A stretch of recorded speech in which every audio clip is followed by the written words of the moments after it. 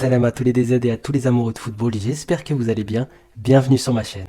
Comme vous pouvez le voir, je m'essaye à un nouveau format de vidéo que j'ai appelé le JT des Fennecs.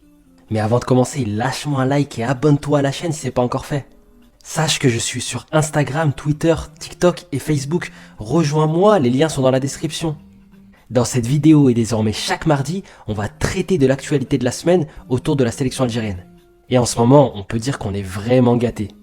Entre le très beau match de Youssef Belaïli avec Brest face à Troyes, les performances de haute volée de Zorgan et de Ben Taleb, et la grande forme de Riyad Mahrez et de Ben Sebaini.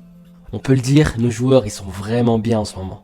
Youssef Belaïli est en train de trouver ses marques dans cette Ligue 1, et il a joué dans un rôle de numéro 10 derrière les attaquants. Il a été très libre et précieux dans le jeu. Riyad Mahrez, il est en feu, il enchaîne but sur but en ce moment. Je sais pas si vous avez eu l'occasion de le voir, mais Ben Taleb, il a fait un match énorme avec Angers. Zorgan, il brille toujours autant avec Charleroi. Qu'est-ce que j'aimerais qu'il en fasse autant avec l'équipe d'Algérie. Petit mot aussi sur Ben Lamri qui enchaîne les matchs et il a marqué un but dernièrement. C'est de très bon augure pour le barrage du mois de mars. Et enfin Ben Sebaini, il montre que c'est pas un simple défenseur. Il marque tout le temps des buts et il a été buteur et passeur la dernière fois. En parlant de Rami Ben Sebaini, il va falloir qu'on discute des rumeurs qu'il envoie à Manchester United. Clairement, si ces rumeurs elles sont fondées, vous imaginez, ce serait énorme que Ben Sebaini il aille à Manchester United. C'est le club de ses rêves, il l'a toujours dit. Il avait promis dans plusieurs interviews qu'il ferait tout son possible pour rejoindre les Diables Rouges. Et peut-être que ce jour va bientôt arriver. Vous imaginez si Ben Sebaini va à Manchester United, mais imaginez juste le duel des deux Manchester, entre Manchester United et Manchester City. Un duel énorme entre Riyad Mahrez et Ben Sebaini. Franchement, ça fait saliver. Bon, pour parler de la sélection algérienne, il faut dire aussi que la fédération elle est en train de travailler vraiment bien. Elle est en train d'organiser le stage pour le mois de mars, et apparemment ils ont prévu qu'on aille s'entraîner en Guinée équatoriale. Et si vous savez pas où c'est la Guinée équatoriale, c'est ici.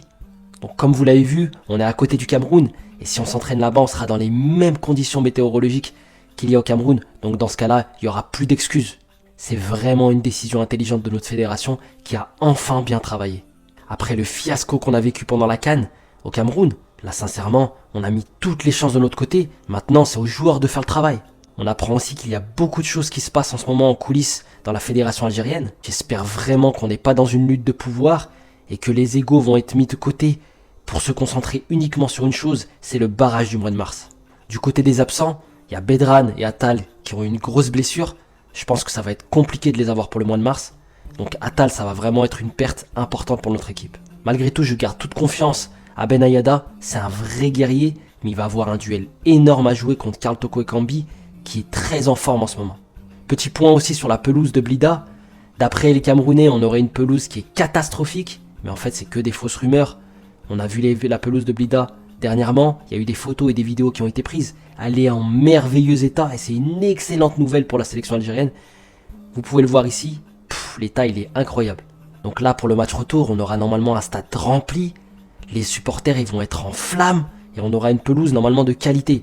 Donc là les joueurs, ils doivent nous ramener au Qatar, c'est obligé.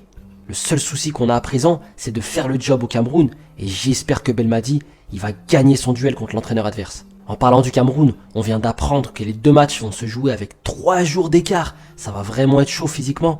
Mais bon, on a confiance. Et en plus, on a appris une super nouvelle. À la base, le match, tout le monde nous disait qu'il allait avoir lieu, malheureusement, dans le stade de Japoma. Mais finalement, super nouvelle.